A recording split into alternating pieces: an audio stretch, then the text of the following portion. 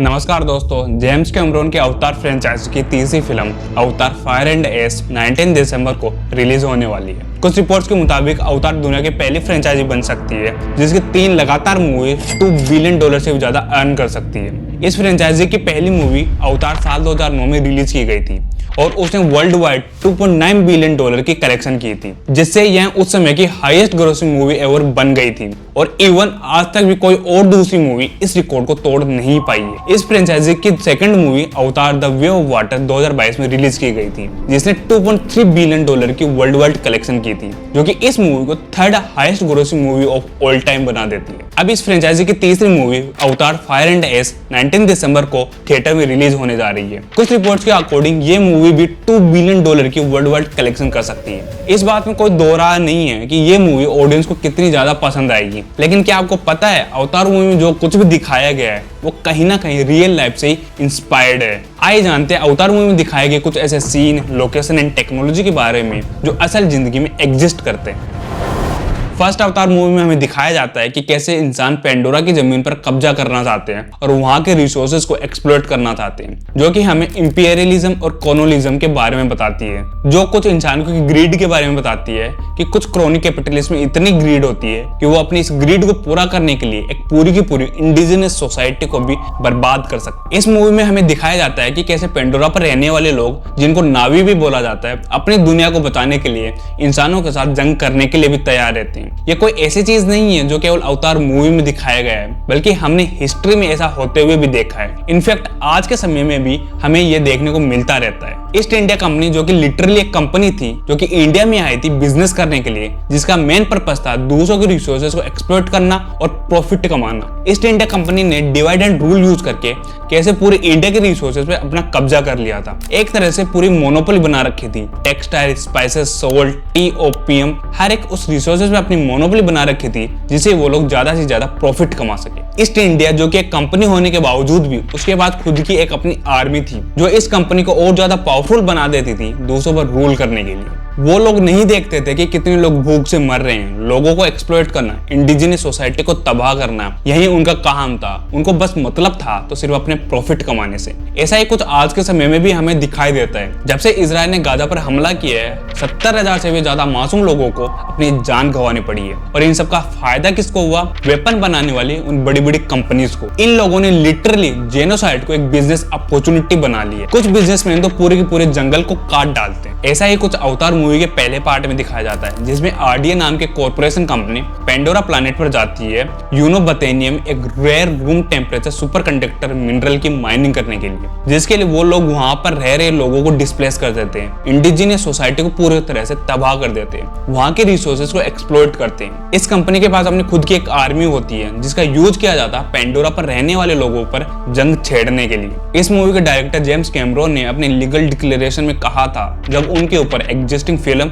And TV show से idea चुराने के मामले में लॉ सूट हुआ था, उन्होंने बताया था कि अवतार नॉर्थ एंड साउथ अमेरिका की अर्ली कॉलोनियल पीरियड की एक रीटेलिंग हिस्ट्री स्टोरी है। नेटिव अमेरिकन को उन्होंने मूवी में नावी से रेफर किया है। ये तो इस मूवी की ओवरऑल थीम हो गई, लेकिन क्या आपको पता है इस मूवी में दिखाई गई हर एक छोटी से छोटी चीज कहीं ना कहीं रियल लाइफ से ही इंस्पायर्ड है। पेंडोरा के फ्लोटिंग हेलोलिया माउंटेन को ही देख लो, जिसकी इंस्पिरेशन चाइना में मौजूद गुलिन माउंटेन, माउंट हंगशान, जांगजियाई माउंटेन, वेनेजुएला के तेपुइस माउंटेन और थाईलैंड के कास्ट फॉर्मेशन से ली गई है। इन माउंटेन की रियल लाइफ वीडियो देखकर आप समझ सकते हैं कि पेंडोरा में दिखाए गए फ्लोटिंग माउंटेन की इंस्पिरेशन कहीं ना कहीं इन रियल लाइफ माउंटेन से ही ली गई है। पेंडोरा में रात में हर एक चीज ग्लो करते हुए दिखाई देती है। ये कुछ ऐसा नहीं है जो केवल पेंडोरा पर पाया जाता है। असल जिंदगी में भी एक ऐसा फिनोमिनन पाया जाता है जिसे बायोल्यूमिनेसेंस फिनोमिनन कहा जाता है। अगर आपको अवतार मूवी की तरह उस ग्लोइंग नाइट को एक्सपीरियंस करना है तो आपको महाराष्ट्र के Bhimashankar wild life reserve forest जाना होगा, जहाँ मानसून सीजन में माइसिना नाम का एक टाइनी फंगस,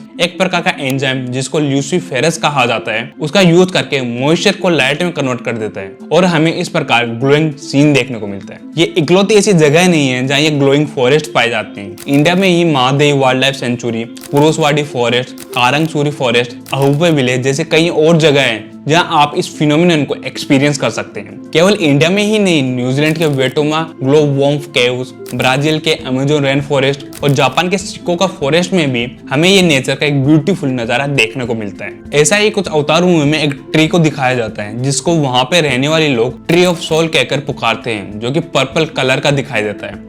अब जापान के आशिका का फ्लोर पार्क में मौजूद इस विस्टीरिया ट्री को देखो, जो कि हूबहू अवतार मूवी में दिखाए गए ट्री ऑफ सोल जैसा दिखाई देता है। ये पेड़ 160 साल से भी पुराना है और 600 तातामी ट्रेलिस एरिया में फैला हुआ है, जो कि लगभग 10,000 स्क्वायर फीट के बराबर होता है। यहाँ केवल पर्पल कलर के फ्लावर्स ही नहीं, बल्कि येलो, व्हाइट, पहले पिंक कलर के अलग अलग विस्टीरिया ट्री देखने को भी मिलते हैं। ये तो ओवरऑल था जो कि अवतार मूवी की फर्स्ट मूवी में हमें दिखाया जाता है। अवतार 2 द वे ऑफ वाटर में एक बार फिर इंसान पेंडोरा पर हमला करते हैं और वहां रहने वाले नाविक को किसी दूसरी जगह पर मूव करने के लिए मजबूर कर देते हैं और हमें इंट्रोड्यूस किया जाता है पेंडोरा पर मौजूद एक नए इंडिजिनस ट्राइब के बारे में, मेथकाइना क्लैन के बारे में। यहाँ पर कुछ मेजर डिफरेंसेस दिखाए जाते हैं इस नई मेथकाइना ट्राइब और पुरानी वाली ओमितेकाया ट्राइब के बीच में। इस न्यू मेथकाइना ट्राइब का स्किन कलर ग्रीन कलर का होता है, आर्म थोड़े थिक और फोम आर्म्स पेडल की तरह दिखाई देते हैं। इनकी पूंछ फ्लैट रहती है जो वो उन्हें स्विम करने के लिए मदद करती है। इनकी आइज थोड़ी बड़ी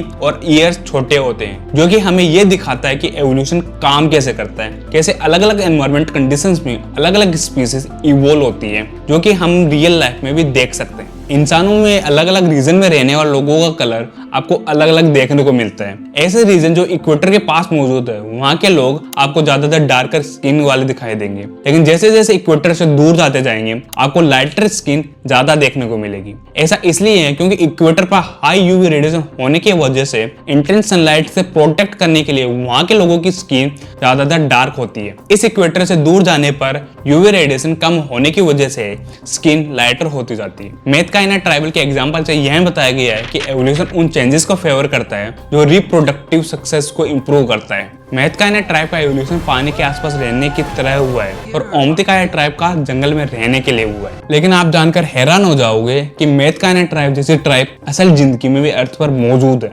मेथकाइना क्लैन की इंस्पिरेशन मेनली इन 3 कल्चर से ली गई है।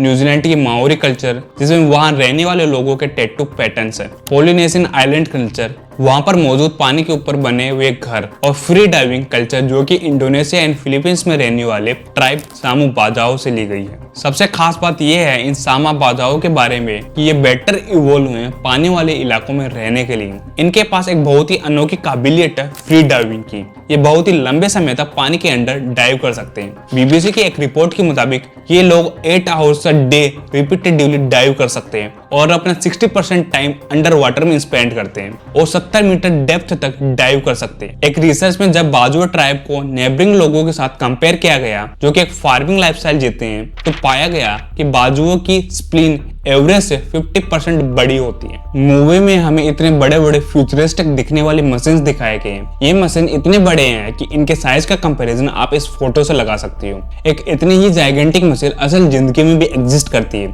जो कि असल जिंदगी में इस प्रकार की दिखती है और जिसका नाम है बकेट व्हील एक्सक्यूवेटर, जो कि इतना बड़ा है कि आप इसके साइज को भी इमेजिन नहीं कर सकते, जिसको माइनिंग के लिए यूज किया जाता है, जो कि हाइट में 96 मीटर ऊंचे और 225 मीटर वाइड हो सकते हैं, जो कि पल भर में पूरे के पूरे लैंड को तबाह कर सकते हैं। इनकी हैंडलिंग रेट 400 से 14,000 टन पर हावर्स तक हो सकती है। ऐसे ही कुछ बड़े बड़े ये जहाज हमें मूवी में पानी के ऊपर उड़ते हुए दिखाई देते हैं। देखकर लगता है कि क्या फ्यूचरिस्टिक टेक्नोलॉजी है, लेकिन क्या आपको पता है कि ऐसा जहाज इतिहास में एग्जिस्ट किया करता था, जिसे 1960 में सोवियत यूनियन द्वारा डेवलप किया गया था, जो कि पानी के ऊपर हाई स्पीड से ट्रेवल कर सकती थी। लेकिन 1980 तक आते आते पुअर वेव टॉलरेंस, लो मैन्यूवरेबिलिटी, मैनुअल कंट्रोल और लो सेफ्टी की वजह से इसके डेवलपमेंट को रोक दिया गया था। इस मूवी के डायरेक्टर जेम्स कैमरन एक एनवायरमेंटलिस्ट भी है और उनका एनवायरमेंट को लेकर पैशन उनकी इन मूवीज में दिखाई देता है कि कैसे उनके द्वारा बायोडाइवर्सिटी के बारे में हमें मूवी के थ्रू दिखाया गया है। Very first of the animal जो हमें इस मूवी में दिखाया जाता है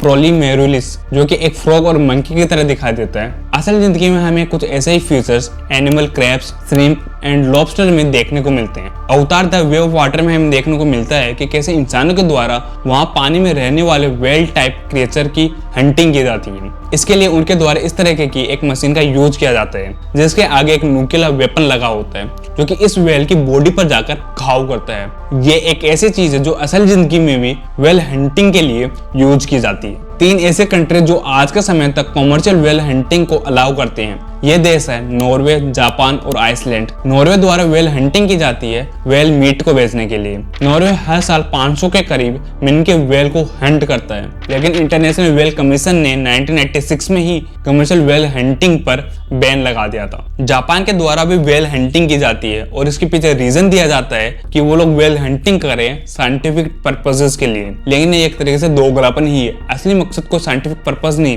बल्कि वेल मीट को बेचना है। अवतार मूवी का जो टाइटल है अवतार, वो संस्कृत भाषा से लिया गया है। इसका मतलब होता है कि भगवान का किसी इंसान या जानवर के रूप में धरती पर जन्म लेना। मूवी में भी हमें ऐसी कुछ एक फ्यूचरिस्टिक टेक्नोलॉजी दिखाई जाती है जिसमें इंसान लिटरली अपने ह्यूमन इंटेलिजेंस को रिमोटली लोकेटेड एक बायोलॉजिकल बॉडी में इंजेक्ट कर सकते हैं। मानो कि आपकी पूरी कॉन्शियसनेस एक टोटली डिफरेंट बॉडी में ट्रांसफर हो गई हो। रियल लाइफ में इंटेलिजेंस ट्रांसफर तो अभी पॉसिबल नहीं है, लेकिन साइंस के द्वारा एक्सटिंक्ट हो चुके जानवर को वापस लाने की दिशा में एक बहुत बड़ी कामयाबी हासिल कर ली गई है। कोलोसल बायोसाइंस नाम की एक कंपनी ने हाल ही में हिस्ट्री क्रिएट की है। उन्होंने डायर वुल्फ, जी हाँ वही डायर वुल्फ जो हमें गेम ऑफ थ्रोन्स में दिखाया जाता है, उसे एक्सटिंक्ट होने के 10,000 साल बाद इंजीनियर्ड वर्जन के रूप में वापस जिंदा कर दिया गया। टेक्निकल भाषा में कहे तो ये 100% डायर वुल्फ नहीं है बल्कि जेनेटिकल इंजीनियर्ड ग्रे वुल्फ्स हैं। साइंटिस्ट ने ग्रे वुल्फ के डीएनए में क्रिस्पर टेक्नोलॉजी का यूज करके करीब 20 चेंजेस किए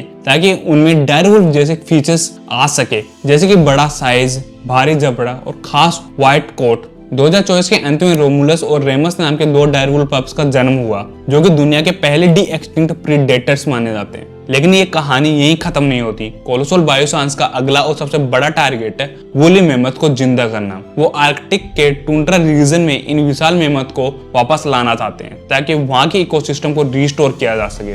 यानी कि वो दिन दूर नहीं जब हम अवतार की तरह अपनी आंखों से उन जीवों को देख पाएंगे जो हजारों साल पहले इस धरती से गायब हो चुके थे। मूवी में नावी लोगों का जो ब्लू कलर दिखाया गया है वो कहीं ना कहीं हिंदू दैतीय जैसे विष्णु, कृष्ण और राम से इंस्पायर्ड होकर मैनिफेस्ट किया गया है। जेम्स कैमरन ने खुद बताया कि वो हिंदू देवी देवताओं को कॉन्सेप्चुअली बहुत पसंद करते हैं। अगर आप ध्यान दें तो अवतार 1 मूवी लैंड के बारे में थी, सेकंड मूवी वाटर थीम पर बेस्ड थी और अब जो थर्ड मूवी रिलीज होने जा रही है उसका टाइटल है फायर एंड एस, यानी इसका थीम है फायर। यह हमें इंडियन फिलोसफी के उन 5 तत्वों की याद दिलाता है जो यह मानता है कि ह्यूमन बॉडी इन 5 एलिमेंट से बनी हुई है, earth, water, fire, air and space. हो सकता है कि अवतार 4 और 5 की थीम एयर और स्पेस पर बेस्ड हो। इनफैक्ट इनकी रिलीज डेट भी अनाउंस कर दी गई है। अवतार 4 21 दिसंबर 2029 को और अवतार 5 2021 में 19 दिसंबर को रिलीज की जाएगी। अगर आप ये वीडियो अवतार 3 देखने के बाद देख रहे हो तो नीचे कमेंट सेक्शन में जरूर बताना कि आपको ये मूवी कैसी लगी।